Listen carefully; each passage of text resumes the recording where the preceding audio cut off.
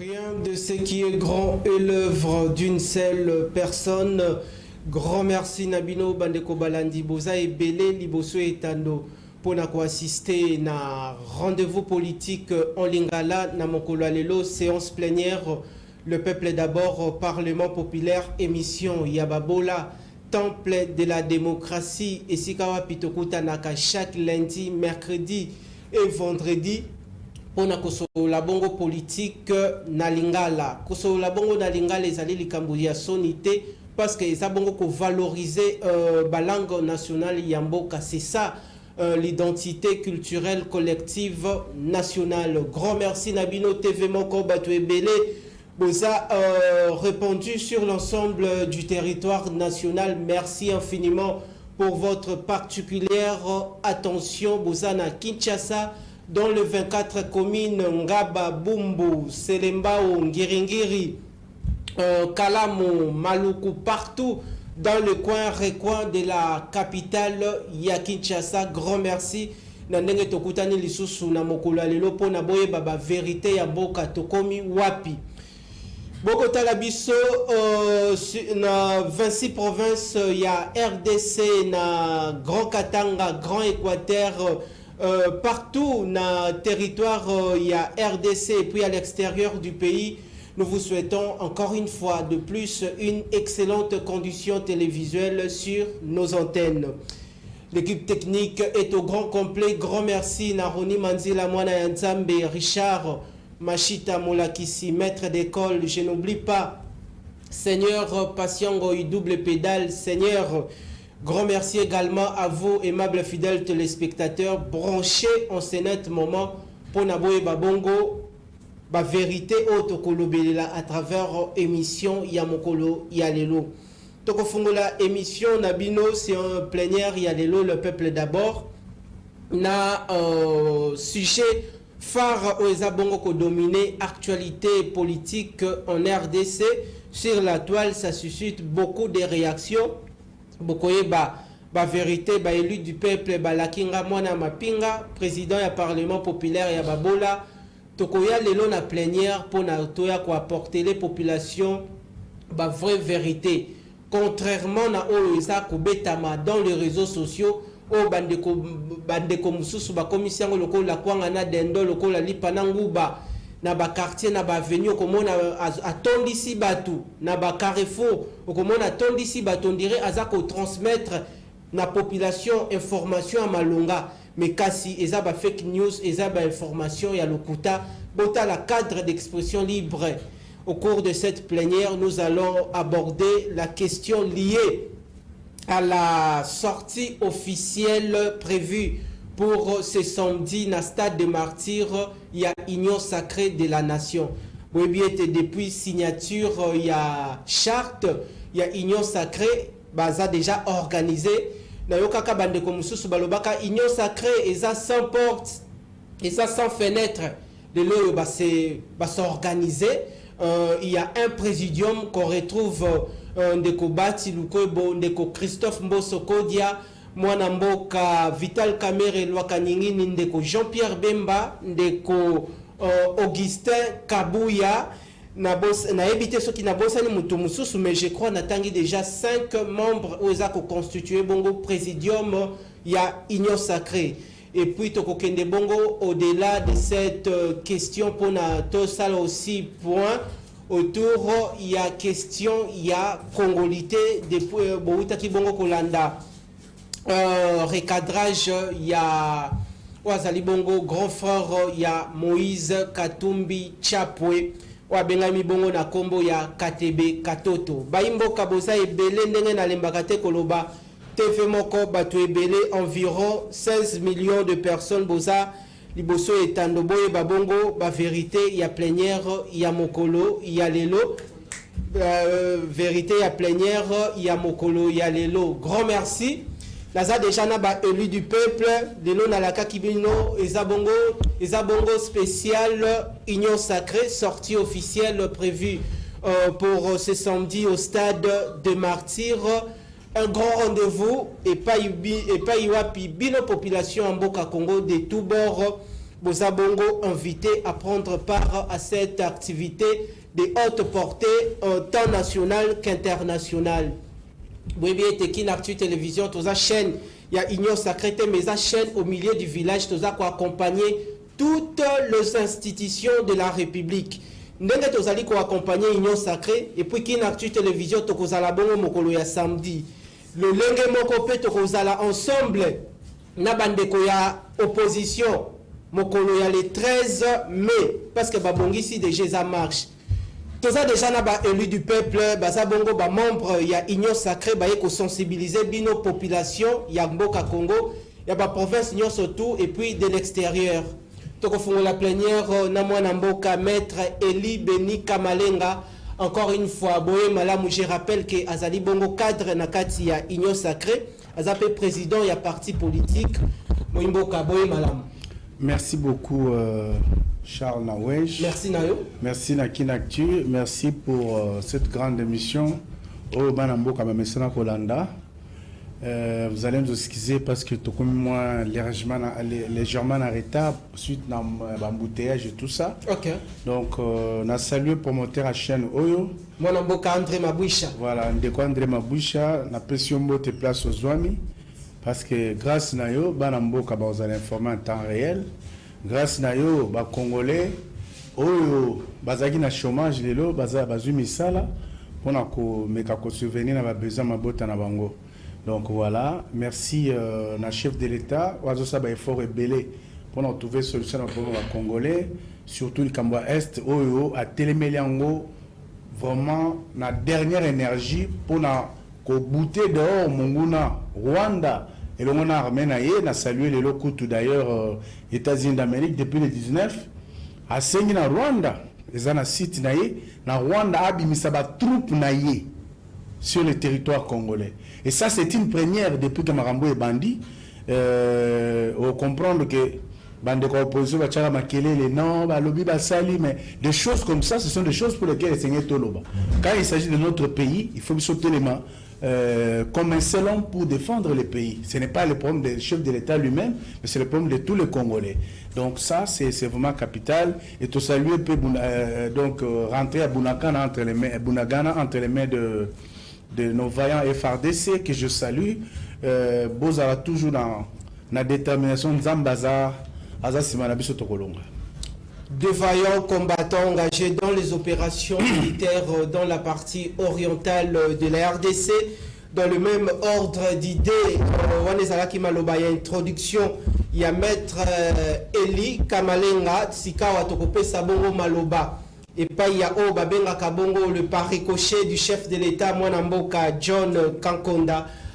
Écoutez la bisolisus na compte, il y a Union Sacrée pour sensibiliser encore une fois la population pour accorder une importance particulière par rapport, il y a grand rendez-vous prévu pour ce samedi. Sortie officielle, il y a Union Sacrée de la Nation. Topesi Bongo Maloba et pas il y a élu du peuple, Boye Malam na plénière. Nawej, c'est un plaisir. Merci. Je m'appelle Mingi, vous allez diriger l'émission Demain de Maître. Na ko zanga kopesa mboti na initiateur. André Maboucha. L'autorité morale André Maboucha, il y a chaîne Oyo permettre que bandeko o bazamingi na diaspora, o bazali bisika nyoso balanda. Bakozala édifier parce que makambo tokoli bisa bango lelo, batikela koyo kangote. Donc le koyo na munoko na biso, tokocha bango devant fait accompli, bakende ko vérifier. Pour Oyoki Mwanamboka Elibeni Kamalenga, le bulldozer et la communication il y a RDC na PCP Mbote en même temps. Merci. Na ba communicateur nyoso il y a eu corps. Ba communicateur nyoso il y a eu corps, ba Bengami lobby na 12 heures sur place il y a FPAU pour na kosolola, ils allaient communiquer pesami na nani coordonnateur na biso, Bengami Fumutoto Basanga. Et tous les communicateurs et les corps n'a pas si mais surtout les Congolais, Congomani, au bazo talabiso bisikanyoso. Il y a des gens qui sont aux États-Unis d'Amérique, en Atlanta, en Arkansas, et Sikanyoso, en Allemagne, en Belgique, en Epen, et Sikanyoso, mais là il y a Congo Zoyokana pour Bayoki que moi Namboka Félix Antoine Tshisekedi Chilombo. Oh les lois azokolalisa vampire du XXIe siècle, grand dictateur Kagame.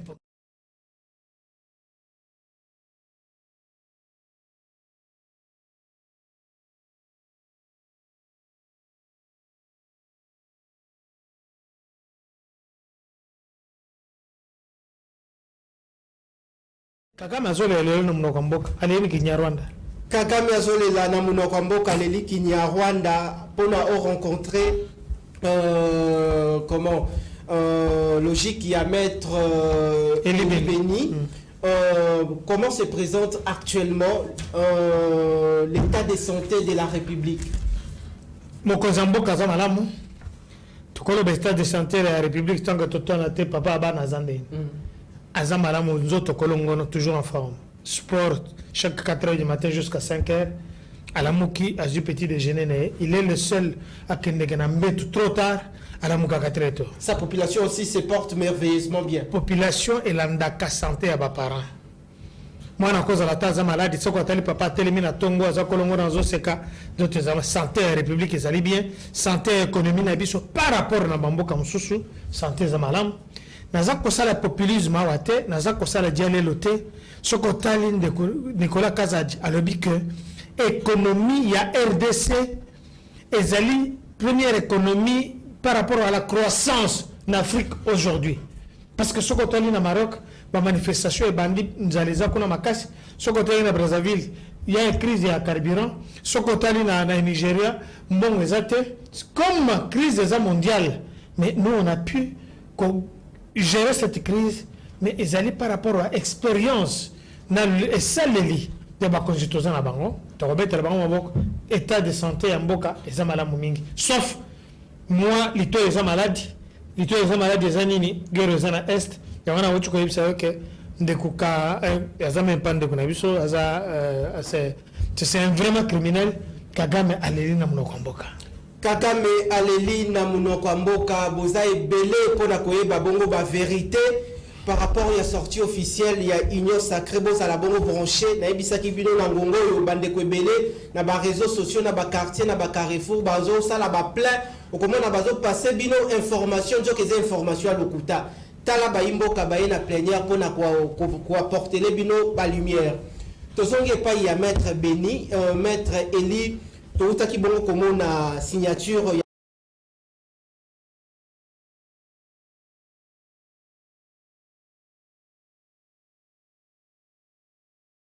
démonstration nakati namboka tout est face à l'opposition par rapport il y a sortie officielle il y a union sacrée bande ko belé balobaki union sacrée zali sans porte sans fenêtre zali ndako ezali bongo soko koti na salon nango komona bongo kopo na tapi na se mais le on dirait kopo ekomi na isika nango bakoki kotia yango malobe pa inayo. Merci beaucoup Ndeko. Je crois que lelo ndemo lo bien union sacrée a prouvé na ba détracteur na union ce que aza capable ya ko s'organiser et à s'organiser à l'interne comme à l'externe.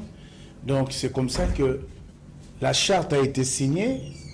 Et puis, le quoi charte signé Maki, c'est pour lancer un message. Il y a mon aîné, la population en Bokanabis, et puis dans le monde entier, que l'élection lobby est zali. Na ba sceptique, na ba bazali ko traîner les pieds plutôt. Na oluka ko ça ba critique aux sans lendemain. Et nous ça crée l'accès que à s'arranger en ordre utile de bataille pour la élection à venir. Donc, au cas où il y a une opposition, non, élection exacte, d'ailleurs il n'y aura pas un seul jour, pas une seule minute. Sinon, tradition sans Félix Tshisekedi et tout ça. Et Ndeko Félix Tshisekedi n'a pas ébaillé, banse au baza ko soutenir rien dans le régime oyo. Bataille ici que l'élection dans beaucoup est certain et puis il faut travailler, se préparer pour une élection parce que au monde il charte signé même bango au monde ba dongolomi sumbango ba bengi ba ona ba kikatanga pour na s'organiser malgré ezaki pour na ba mususu ko humilier pe ba mususu tout ça parce que monde a ba tchaki na ba kitcha ba divan comme ba grand patron ba mususu ba tchaki ba na ba kitcha mike Et tout ça est communication. Donc ça voulait dire que les grands patrons, avant d'aki, Bavandi Sima, parce que c'est lui qui donne la ligne de conduite à suivre. Mais à l'Union sacrée, nous, on est sereins. C'est pourquoi, nous, en tant que ICOR est allié Union des communicateurs de la République, c'est-à-dire membre de l'Union sacrée.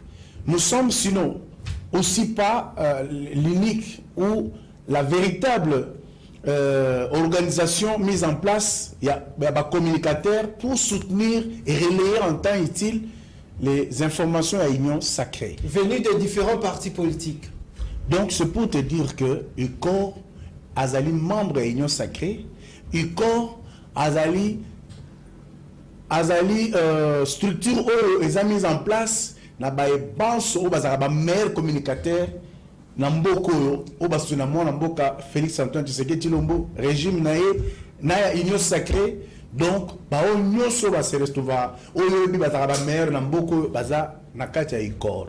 Raison pour laquelle au sein de l'ICOR to Sangani ce samedi ndemoko lobiango il y aura la sortie officielle à union sacrée et nous serons là donc sur OKI na stade au Kotapé Babacha ICOR avec tous les anges adorables à ICOR, régime Oyo, Balobela Mona Mboka, Oba Soutenara Mboka Oyo, comme un seul homme, pour nous, bonsomi comme il se doit. Merci, Tokozongi Sabongo Malobepa Yamwana Mboka John, Ndeko John. Bamoni déjà organisation au sein de l'Union sacrée, il y a une équipe qui est déjà en place. Présidium ezaliwana méthode soit dans architecture, il y a composition, il y a présidium tomoni ténor, il y a scène politique congolaise, crédibilité nini bandeko wana bazali na yango vis-à-vis ya population parce que peuple l'européen azali na avinaye par rapport à crédibilité et puis organisation structurelle n'eza actuellement au sein de l'Union sacrée. Merci Namotuna yebake ICOR Ouezali, Union de communicateurs, il y a République. On a complété Deko Elibeni Kamalenga. Et il y a un Bako, ça la promotion, investigation, Bako, Lobela, la communication avant, au milieu et après. Pendant même. Pendant. Merci pour prêter cette parole. Pour les missions, il y a ICOR. Oui. Ok. Et ICOR, ce sont de les léopards. On a choisi que le meilleur. La Katia ICOR. Tant que on a motuneti Fumototo Basanga. Tant que on a motuneti Maître Libeni, la 9. Au moni les paricochets du chef de l'État, aïe peut-être na 11. Au moni peut-être Maître Gédéon, Aza peut-être na défense. Au moni peut-être Maître Pinda, Toché peut-être na bois. Au moni Magali Dossi, Toché na 5. Toché par exemple Karine Pekela, Toché na numéro 7. Toché Chéri Mosenepo. Toché bon voilà. Chéri Mosenepo peut-être na 10. Yomomuto. Tant aux autres chia, Jomokuna. Oché peut-être na médiane. Tant aux autres là. Partout oyo que Sokolingo peut-être. Toché Joël Kiteng. Yazo Joël médiane. Azo que. Oché Goché Zopambo. Azo peut-être na 8 ou bien na 9. Et moi quand on a défense. Tant aux autres là batunyo soana. Faut comprendre que ce n'est pas de n'importe qui. On a tangi kombote, nous sommes tous à Ebene. Tant aux autres la ligne de Ndundu. Il y a Zawana Tango Kawasa, il ne faut pas à démontrer qu'à Ebi Kochola. Tant aux autres la Moutuneti, comment il s'appelle Nani. Baza tellement ébélé. Donc, comment on a séparé la Katia José Kaniki. Mais tant aux autres la José Kaniki. Au commune à Katia Makambo, Nani, le bon sens. L'homme de la rationalité. De la rationalité. Donc, tu es peut-être. Bon, tu vois, c'est dans 12 ans. Alors, on va se faire Moutouneti à Rod Badibang. Au Chana 3. Ou bien à Bandière Mokona Médiane. On se dit que ça, ce sont des gens, ce sont des têtes. Je ne dis pas qu'il va moussou bazate. Toko Tangawa, Bandeguneti, Chris Mukendi, tout le temps qui va moussou. Apichou Malou, Beni. Tout ça, ce sont des gens qui font que les lots Toko. C'est la promotion. Il y a Makambouana, il y a communication. Attends, à moyen temps, à contre-temps, après, avant, en même temps. Mais pour rencontrer question par rapport à Makambo Koloba pour enrichir ango, et Makambo la population tokuta na bango na nzela batu na kabiso ba ebisa kinga boy. Il semblerait que ndeko Francis Kalombo azosenga bongo kozwa communication à chef de l'État. Ils a vrai to ils a Makambo ya lokuta. Respecter Francis Kalombo, c'est un député honoraire. Il faut le respecter. Il semblerait, je dis. Dans le lobby, il faut respecter Francis Kalombo. Francis Kalombo, c'est le chef de l'État, c'est son frère. Comme moi je suis son frère, comme toi tu es son frère. S'il veut de la République, il y a du mal en quoi? Si Francis Kalombo est mis de l'eau, je vais de la République. Pour la promotion, il y a une action chef de l'État, ça là. Parce qu'il a déjà fait ça. Est-ce qu'il y a un mal? Ça dérange qui? Qu'on déranger, étranger. Parce que les Congolais ont comme on Francis Kalombo a un boka. Si on a qui est bandal, aucun bandal au côté. Ça va déranger qui? Merci. Zoras qu'on a motuna nanga. Soyez bon, et ça madame. Topusana. Soyez ça madame Pusana. Le coup les okutana na ba yimboka. Okutana la population. Ba poser que chez nous. Batuna kingai motuna ya ndeko Kalombo iza ona uti kotuna osikote okolobeli la présidium. Il y a union sacrée, Bilombe au Bazawana. Est-ce que Bazali crédible vis-à-vis de la population? Tobani moko na moko. Obe sangata. Soko tali Jean Pierre Ngombo, Igwe. Soko akiti na nzela, akiti na vélo, akiti na makolo. Population no mono ko sambeni. Igwe. Au moins la question akiti na boulevard du 30 juin, hein? Tu l'as quitté mbuka to la batelemi. La vidéo sur na kosi. Pusana. Soko ozui ba tu likwebu.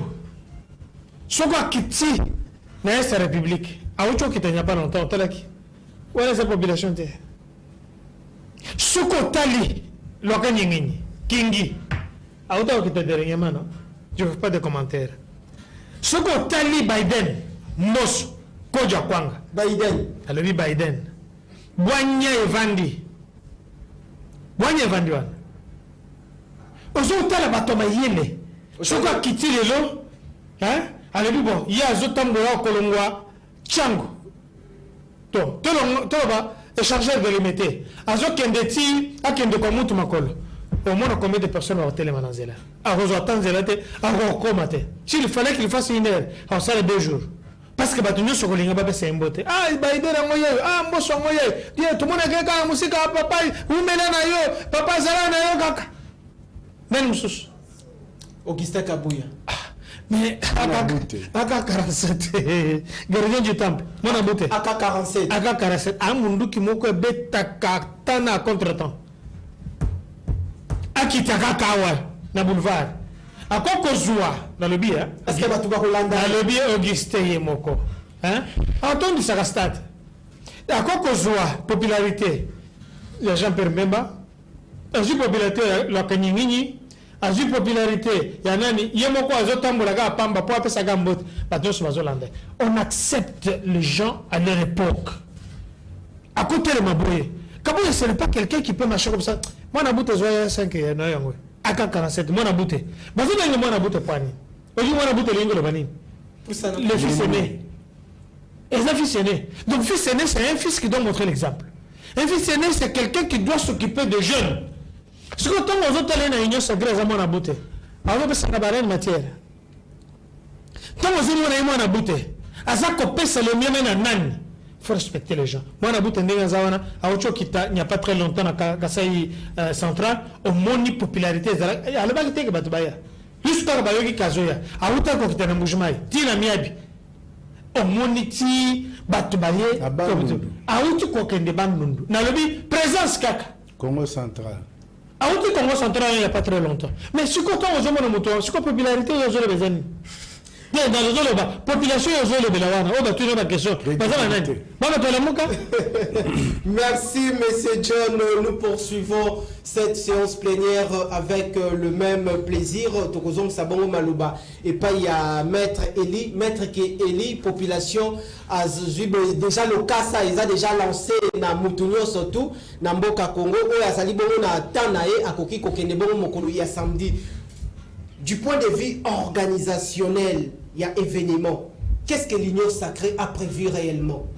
Non, mais je crois que l'Union sacrée, comme toute structure sérieuse, et où tu as en place, a la population congolaise union. Je crois que déjà, il y a un tangi présidium, au tangi président de parti politique, chacun a ses fidèles, et les fidèles vont que Félix Tshisekedi vaut la peine de la soutenir parce qu'il lui faut un second mandat à servir peu comme il se doit. Il vous souviendra, cher ami, que pour finir la guerre mondiale, on a eu besoin de la RDC. Et pour finir le problème du réchauffement climatique, on a eu besoin de la RDC. Et la RDC, Félix Yalobini, c'est un pays solution. Félix aujourd'hui est en train de redorer les blasons pour repayer sa Congo, sa plus belle robe. Aujourd'hui, dans le Conseil des Nations, on peut parler du Congo. Aujourd'hui, grâce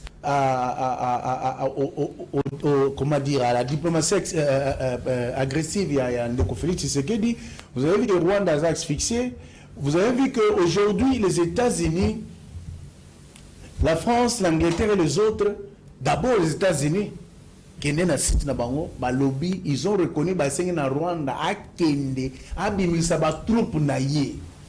Ça veut dire qu'il y a cette guerre qui a commencé depuis 1994. Tu la vérité et le bamanet et le même balote. Vous comprenez?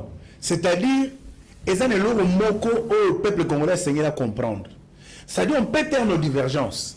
On peut taire nos idéaux. Vous comprenez? Mais est-ce que ennemi na biso azali nani? Tout ennemi na biso azali Rwanda, ezali ba pays frontalier ba entouré biso, o baza ba dongolo miso, baza ko envier biso tozana ngo. Ezala multinational na sima oyo e batami na sima ba Rwanda et consort. Mais total bitumba Félix aza obunda. Eza bitumba yemo côté ya famille na été, mais eza bitumba bana Congo nyos. Mais entre-temps, il y a des gens qui ont la politique à haute toi que je m'y mette. Vous comprenez? Oh non, et là, comment ils ont ça les matés? Mais là, comment ils ont ça les matés? Les autres. Et là, comment ils ont ça les matés? Plus de 5 millions d'enfants dans une école. Et là, comment ils ont ça les matés?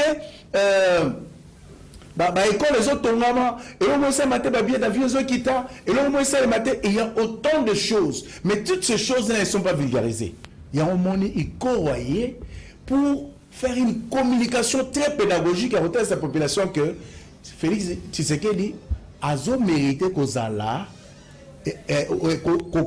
deuxième mandat. C'est pourquoi Moni na motuna na yo et Sengeli Ndeko Richard Naoué, je comprendre que l'organisation est mise en place et ça organisation est bien pour d'abord qu'il y a combien de Congolais. Côté c'est le bien fondé, il y a union sacrée.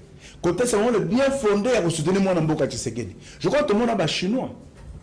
Chinois, qui ont pris la guerre par-ci par-là. Lorsqu'ils ont fait la promotion à tissu génétiquement modifié. Au moment qui paye la bango, depuis mon le commaté. Il en est de même aujourd'hui. Félix, avec Félix, la croissance économique est la meilleure en Afrique mobile. Mais les gens ont du mal à comprendre ces choses parce qu'ils sont pressés à relever que non, il faut que les Congolais mangent très bien tout de suite. Or, il nous faut travailler. Et c'est comme ça que Bisso, sa peuple que ce qui est en train d'être fait est très important que tous les gens en patience parce que les solutions sont en train d'être trouvées.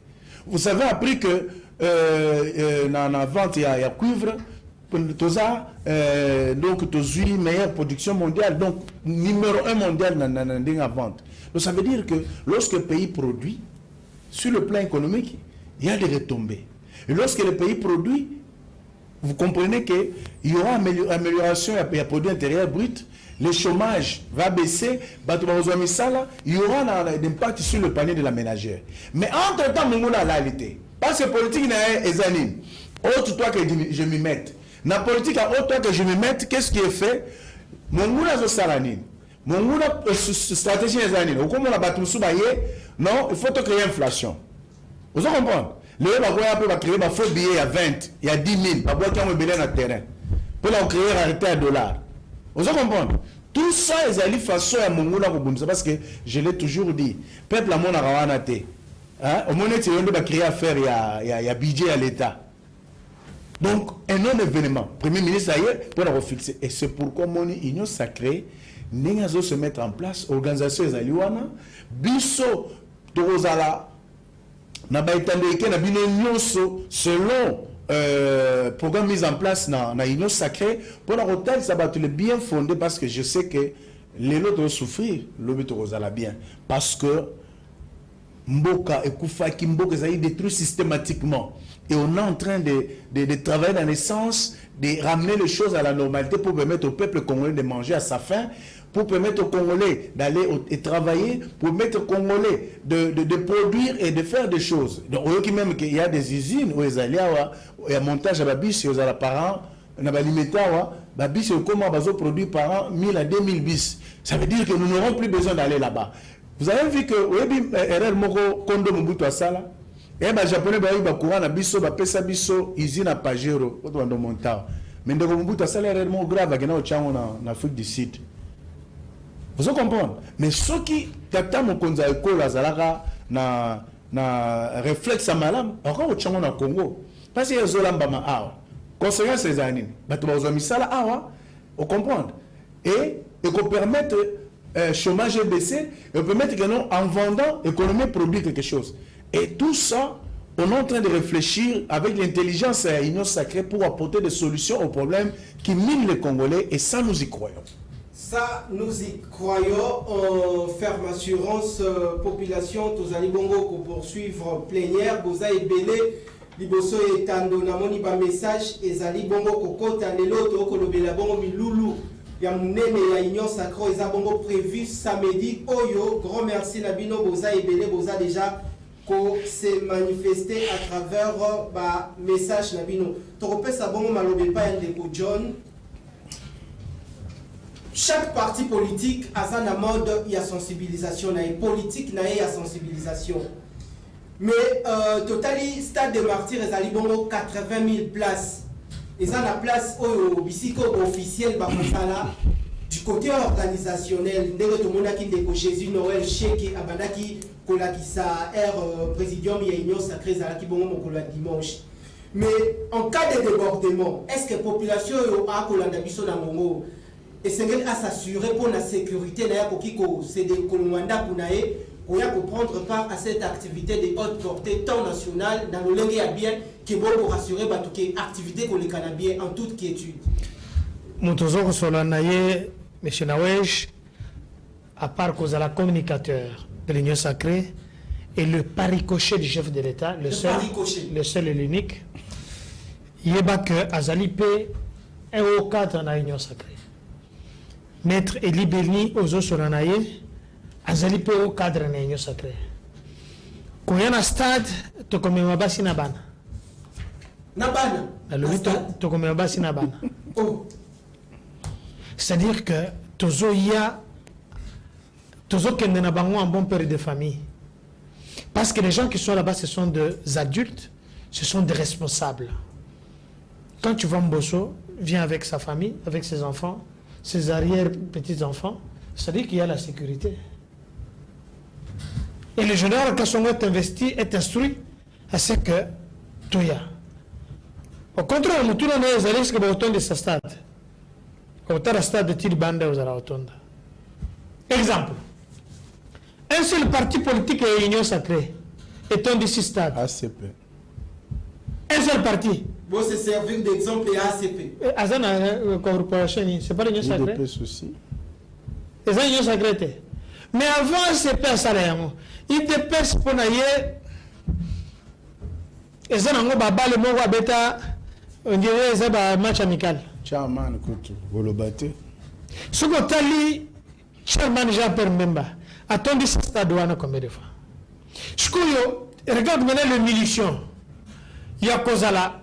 Na mon abouté Kabouya Augustin que je salue la banane sur IDPS sous le bois courage kaka Tokoya nous dans le tshisekedisme Tous les éducation au foot à Bambo, au Tobo, à la manifestation. Ne sommes pas comme les autres là. Nous avons combattu ma mentalité ou ma manière. Nous, on ne va pas faire ça. On commence à Tchango. 4 heures du matin, on va répondre à Koyoka Sango Malam. Non, mais on va 10 000 francs, 15 000 francs au Kabola Maté, pas il y a des sympathisants, il y a des différents. Mais on dit que ce n'est pas dans notre ADN. Nada. Ce n'est pas dans notre ADN. Écoutez pas. J'aurais bien voulu, tu es un grand journaliste d'investigation. Je vois comme un scope après, toi qui es dans la 10e rue ou bien 11e rue, aucun d'autre la question. On voit comme on a que nous tout le monde côté va repérer certains. Donc, bateau balinga mboka, ne tu vas na IDPS, bazate. Ne tu dis sacré ne tu vas ça. Moi tout ce qu'il y a, bah copain ça mais papa. Comment bloc patriotique a organisé manifestation ba fouti mbongo? Hein? Parce que quand on dit c'est même pas 200 personnes. Quand Kabiso bat tout le messana nanzela. Nous qui avons grandi sous les bois. Tout le dit sans zela, tu as dit que voilà, tu as quand on dit sabasta douana internet des réalités. Tu as dit une chaîne nationale tu as dit une chaîne mondiale. Mais je t'assure que en ce moment, au moment où nous parlons ici, tu as dit quand on dit ça, stade douana sans que papa, les autres comme internet, tu commis tout ce qu'il faut pour pouvoir faire la promotion. À travers les tandoïs, qui est tandoïs même dans mon pays bisobo. Toujours ça bana nyonso ya nyonso sacré. Bana nyonso ya Tchango, bana nyonso ya Mungala, bana nyonso ya nani sans fil, bana nyonso ya Momunga Fula, bana nyonso ya nani ya Limete, bana nyonso ya Kitambo, bana nyonso ya San, bango nyonso ba tokuta le 29. Boye Koyoka Sango Malam. Et je vais te dire une chose. Le ciel et le soleil va s'arrêter ce jour-là. Le soleil va s'arrêter. Na lobby na hôtel. Plein craqué. Na lobby et hôtel ma. Voilà ko beta na lobby 80 000 wana ba lobby stade ezamuke. Toujours 3 martyrs à modèle wana. OK. Parce que basi va préparer ko chia ba télévision Tilibanda. Tilibanda c'est l'or. Tilibanda tina nani triomphal bato bakozala wana plein à claquer pour la koyoka sango malam. Batikala comme le Sherman depuis très longtemps. Bamona wakanyingi kingi très longtemps parce que Yemoko Igwe, le chef de l'État, a kozalate, mais kozalazo l'ambition na musika. Est-ce que nana kindu bisoto sala makambwana? Tant que on a Biden en 2009. C'est la Bamoni ba chulukwe na 11. Papa, biswa tozalana peut-être tozana médian, mettre les peut-être na défense ou bien en matière moko na 8. C'est nous les faiseurs du roi. C'est nous l'union sacrée. Parce que il faut pas jouer matière. Place bakozala. Parce que l'otili qui est ali, c'est vrai qu'il y a des imparfaites. Kende na mbinza. Kende na nani bakomini nyonso à côté kuna. Mai yezo na lebia. Fongoli mai ezala 4 heures du matin mai yezo ya. Comment on va faire koyate? Lemba yimbu. Ezo tinda mai nangalia momobimba. Donc on a une information. Donc le ministre comme dans un chocolat là na douche. À moki à la na douche. Mais ils ont quoi comme c'est pas possible. Bah le bila yake ndio tellement maobo. Parce qu'il a dit que à koyoka les choses que le tili qui robandozala si na kata moi qui sont comme na lokala hein nous allons ba Congo. Au moins le tira kata midi ba tu appelles ici courant. Qui banda. Merci d'ailleurs, je crois que Maître Béni, Tozo Pesayo, Bongo Maloba. Tolanda Siko Ezaki Makanisi, Bandeko opposition par rapport à la sortie officielle de l'Union Sacrée. Bandeko opposition, Bakanisi, le Lengenini. On est à la duplex, Yandeko Prince Epenge.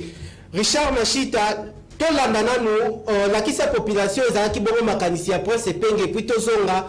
Tozo bongo makanisi ya belu du peuple tozana bango na plateau na mokula lelo tolandi.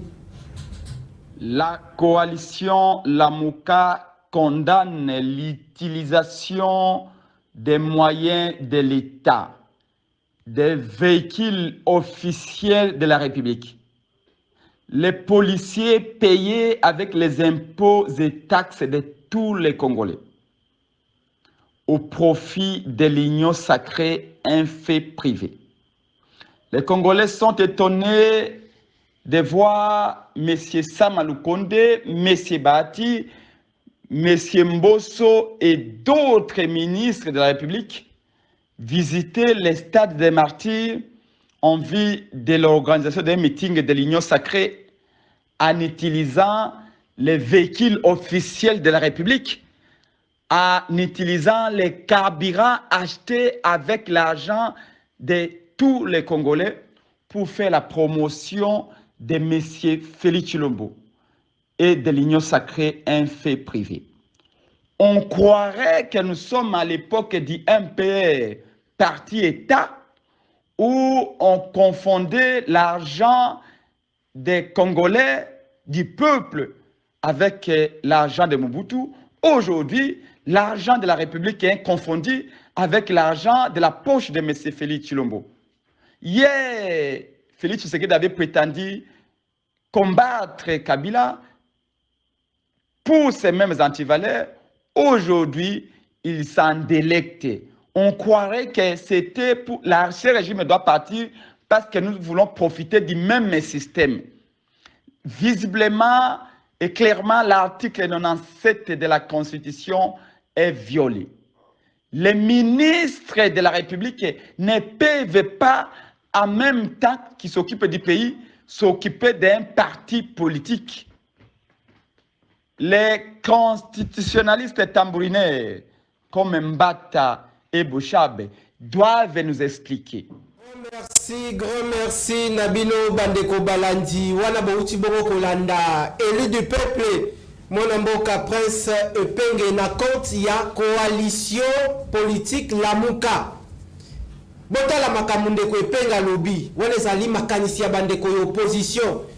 Alobi Bongo, Misolo Oyo Bandeko Union Sacré, Bako c'est la sortie officielle, Mokola samedi, et ça Misolo Nabino peuple, et ça y Misolo ya l'État. Mituka wana bolandi ndenge ya uti kolobanga naza na commentaire te tozo bongo maloba makanisi ya maître Eli Beni, bien que vous organisez cette activité, il y a sortie officielle, mais financement uti wapi contrairement nandeko makanisi ya ndeko Epenge, est-ce que ça li misolo ya peuple bobuki na kesi ya l'état pour na bosala événement tote uti na organisation ya chaque parti politique? Merci beaucoup, Mwana Mboka. Merci. Je crois que Mutuna Otuni et Mutuna Mora Mutuya, peuple congolais, phase à la édifier. Ok.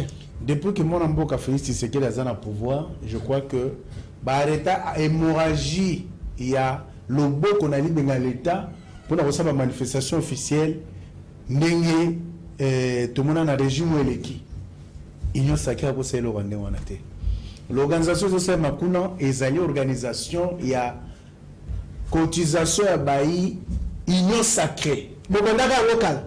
Vous comprenez? C'est-à-dire, chaque parti politique, chaque leader, il y a union sacrée, à d'autres mois, ma coquine pour l'organisation et réussir. Donc, ça veut dire tout simplement que Ndekopenge, comme opposition à l'opposition à Pakoti, les coquilles vides, bazarana discours, ils ont tellement peur et l'organisation à l'union sacrée, c'est pourquoi mon agenda dans le béaké, Bakembangu na Lubumbashi ko se faire humilier et penge na nandeko. On peut connaître basali organisation na bango. Justement, on basali organisation na bango biso tolobi, est-ce que biso tebo to bakeno ba yibi mbongo basali boy? Non, bien que bakeno ko humilier bango ba penge bakeno kuna, ils ont été humiliés par Katumbi. Bazongi a combat le combat c'est justifié. Mais c'est vrai papa parce que mon kilombo mona ki que billet d'avion ou taki Lubumbashi frère hôtel kolia na bango na moi perdre mo bazonga na ngo utaki na Lubumbashi ba mona tout le monde a vu que les grands patrons c'était Katumbi parce qu'avant na siège amone na divan quand fali ou avant na moi qui tchamuke l'homme ici de d'Anvor c'est qui c'est ça là avant na qui tchamuke et ainsi de suite. Donc c'est pour dire que Epenge Atika registre le peuple congolais. Parce que le peuple congolais faut comprendre les lois que Epenge Azali ko jouir la union sacrée à critiquer. Peut-être babiso na ba union sacrée comment ko jouir avant l'opposition ko jouir la union sacrée sombeli Epenge mutuka. Union sacrée. Oui. Oh, mais et puis qui ne sait pas que l'Union sacrée et puis jouissait dans pas beau-frère l'ex-excellence intérieure. Donc nous avons sommé les mutuka. Est-ce que c'est les amours a fallu nous toi à la muka? Est-ce que ceux qui te tuent na débat yo a okoloba makamwana? Papa, est-ce que ceux qui nazana musisa? Nazana musisa te? Ben na yena ko bisa yena munazo bisa wakeno. Ndenga zana beau-frère na ye. Avec le pouvoir. Ils ont une union sacrée. Parce que bon frère a zan de bona biso union sacrée. Et rien que na volia fufukuna. La opeste mo misolo. Eza union sacrée. Il faut la boya parce que ya zala muka a critiquer le bakeno. So opeste moi le maire na kozwate. So bino zomu tuko boya parce que c'est union sacrée. Alors celui qui est en train de jouir la union sacrée, mais alors on distrait le peuple parce qu'ils n'ont pas de discours. Vous comprenez? Et bien depuis Babandi, ça fait 4 ans. Moi, je suis félicité que les gens ont le pouvoir. Mais, est-ce que mon discours a évolué? Évolué? Le discours a évolué parce qu'ils n'ont plus rien à dire au peuple congolais. Pourquoi? Parce que Mambo Félix a sali durant l'année où. Donc, c'est épatant. Mais objectif, c'est que côté ce peuple que Félix a aussi le côté. Même ceux qui, babamoni que maman et moi, ils allaient à l'hôpital, ils sont menés, les lots commis, hôpital Pempa Neuf, Batongi, et tout ça. Ils sont dans la canchach. Non, Félix a aussi le côté. Oh, Félix, na Kabila. Félix a na Kabila. Mon discours évolue. Kagame. Félix s'est séparé des cas. Discours évolue karaté. Et ils n'ont rien fait. Peuple congolais. Le 24 janvier. Mandeko. Donc, ça veut dire que. Epenge. Oyo. Azako kwa kula na ba chaîne nyonso. Sans fondement, sans soubassement à malamu, peuple congolais Rolanda était parce que le peuple congolais peut-être c'est une information et penga y a une union sacrée. Ah, bon les alliés tokozo, les alliés dossiers à suivre. Maître Li, une dernière question avant de passer Sandeko John Maloba. Mais ma revendication à Bandeko et opposition Balobi pendant qu'il y a la guerre dans la partie est du pays, Binobo Kosa la fête le 29. Qu'allez-vous dire par rapport? Mais c'est une très bonne question. C'est bien la guerre. Quand est-ce qu'ils ont condamné la guerre? Combien de fois ils sont tellement depuis le Bango Batema, Baba condamné la guerre. Tous en ont condamné la Fayoulou, Ozu Katumbi, Mukoli, Omona Katumbi a télé mentor na Kagame. Mukoli Fayoulou a télé pour condamner Marambozo le Ghana Est. Ce qui leur intéresse, c'est que non, Félix a le vendre. Tu comprends? Donc, le peuple congolais doit comprendre que les chefs de l'État congolais étaient mis énergiquement devant en tant que commandant derrière les FRDC et le peuple congolais derrière va soutenir pour guerre à Est en Est et Mbalozali. Mais il y a ça na wesh. Mais balobaki Bunagana tout le monde va musuba ba papier jour moins. Mais depuis que Bunagana est zombie dans ma boca FRDC. Mais toi tu vas le belatin. C'est là aussi place de regarder que non. Nous avons une opposition. Tu sais qu'on appelle ça coucou na président Mozito parce que c'est moi le seul opposant où tu dois comprendre que il fait des critiques, il fait des propositions. Et quand ça va, il dit non, c'est très bien fait. Voilà un Congolais. Mais ça va monter dans le Congo. Merci Maître Eli Beni Kamalenga Tokozong Samaloba Epai Ndeko John. Bah, propos Utiboro Kolanda son de cloche Yandeko Prince Epenge avis contraire Nino Zali na yango koki koloba na maître Eli à l'obité et puis dans le même ordre d'idée situation économique nakati yamboka population a ko souffrir par rapport il y a ndelelelo na marché biloko za komata dollar eza komata et puis également bandeko batuna kingai Union sacrée en bandikala, mais pourquoi boponika katangu oyo bossa la sortie officielle? Ça signifie qu'est-ce que ça signifie à quoi? Merci Nawej. Il y a que le porte-parole du gouvernement, son Excellence Patrick Mouyaya, a salué la déclaration que notre pays est classé premier en termes de taux de croissance en Afrique. Nous sommes le numéro 1, number 1. Deuxièmement, à faire 16 milliards de dollars au budget Yabiso en 2023, on n'a jamais menti, tout est comme prévu. Ça, c'est Nicolas Kazadi qui le dit. Et puis, il leur a enchéri pour dire l'argent de la République confirme, de la RDC, l'argentier de la République confirme que le budget de 16 milliards de dollars est largement réaliste et sera atteint sans problème. Que les prophètes de malheur qui ont propagé le faux bruit contre leur pays se répandent et se convertissent pour leur salut de leurs âmes. Ok. Epenge, excuse-moi, c'est un antivaleur. Comment ça? L'habitude sur c'est un antivaleur. Comment ça vous pouvez dire ça? Nous avons répété Epenge, c'est un antivaleur. Pouvez-vous les démontrer? Nous sommes capables de nous foutre les billets. Bakena Katanga. Nourri, prise en charge, per diem. Il est même dans le bruit, dans la jouissance. Qu'est-ce que nous voyons? Dans l'Issa Sanga, na comment ça coche nae? Avant de dire notre tabouret, il y a Batonyonko. Dans la landie, Fayoulou, avant de dire notre frère, avant de dire toujours en position nae, wana oyebi. Nous sommes avant de dire on dirait moi na classe. Boss la bango avant de na fauteuil. Nous sommes à ça là qui Pardon, excuse-moi. Matata. Avant de dire moi na classe. Quand vous voyez boss na bango avec ça qui bango. Parce que dans tous ces jours,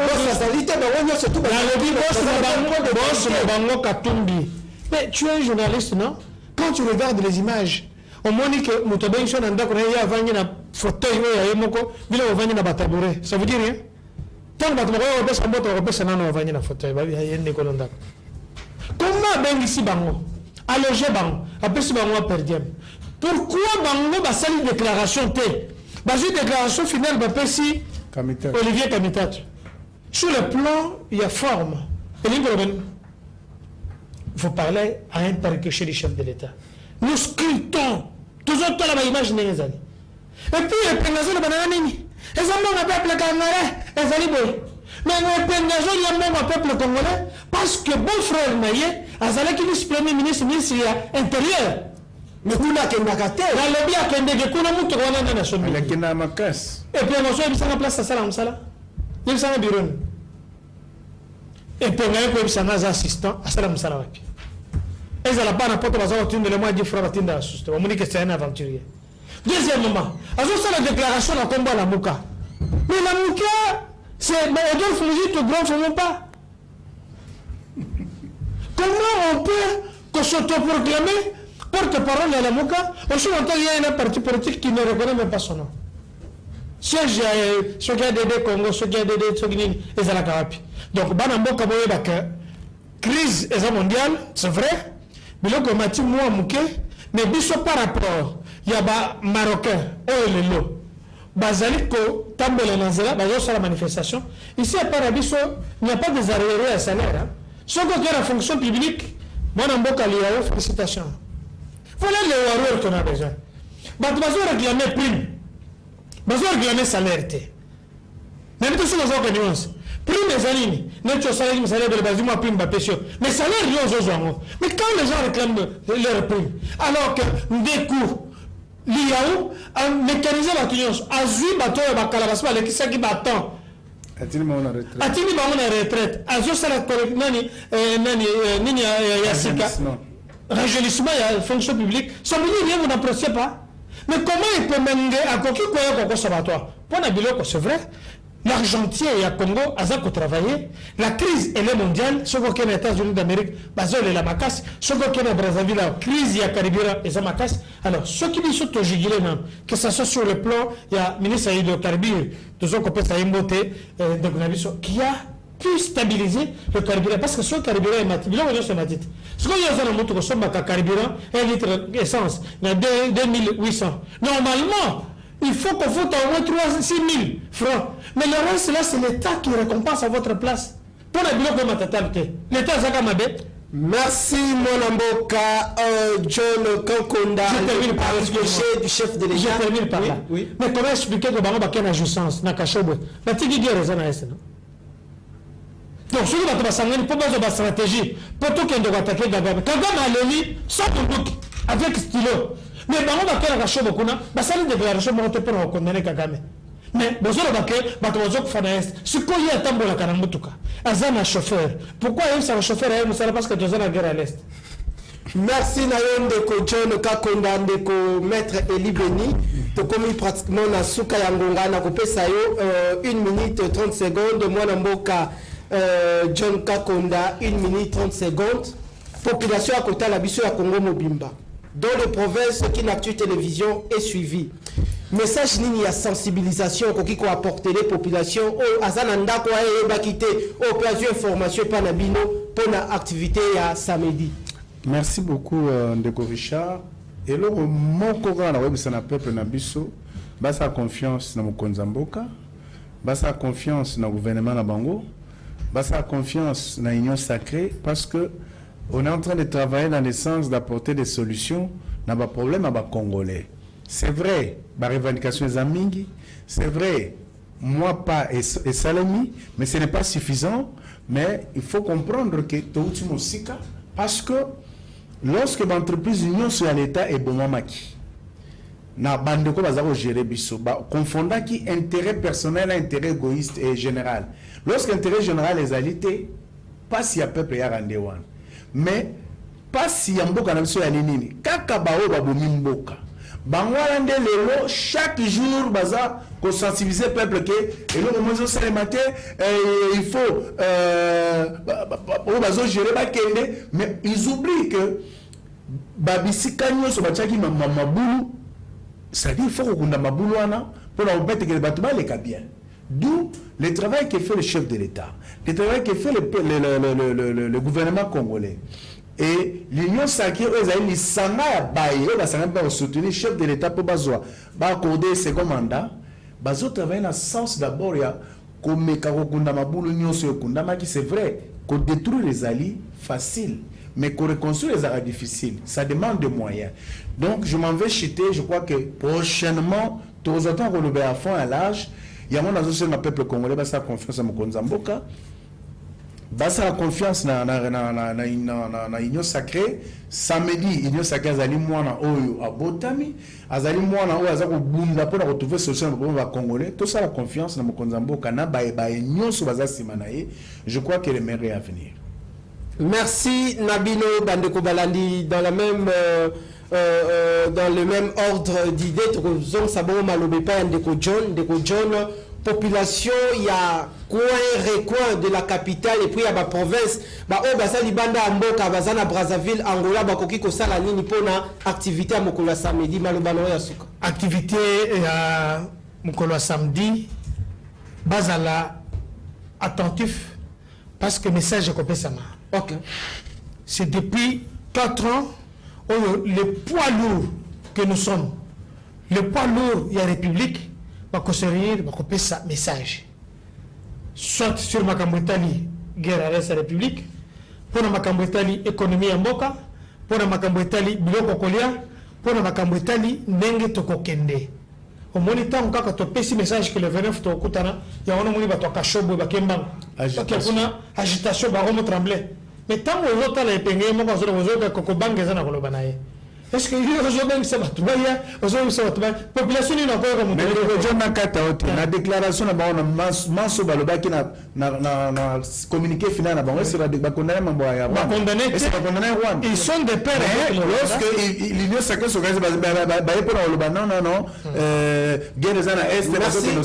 c'est la guerre qui a changé de camp. C'est pourquoi on a CP Limingi, na batunion sur Baza Kolanda Biso, surtout na géniteur, il y a chez nous à Pessibiso que tout sensibiliser les sous Bana Tchango, Bana Limete, Bana Komina Kinshasa, Bana Bumbu, Bana Lukunga, Bana Funa, Bana Moamba, Bana Nyos, Boya, Boya comme yo que la Batata, Bana Lukunga, la Sena Lobi, Batata, Bamama, Bakoko, Boya comme yo que les Binomoko. Ce qu'on commis à valeur, pour qu'on sur place d'honneur, on venda. Second maïa comme là, ton sombre maïa comme là, maï parce que bisogna sostenere que tu as besoin d'un sacré, tu as le moteur déjà de moto, tu as de père et de mère. Merci. Tu bois qu'on a d'Ami Dakar.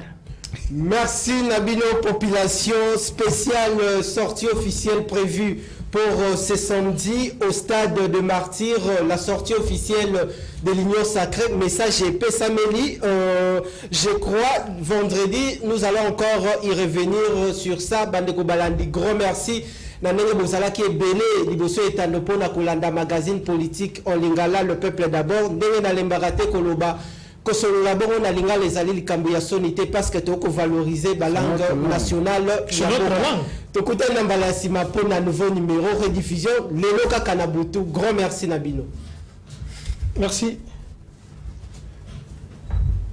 Big one. Yeah.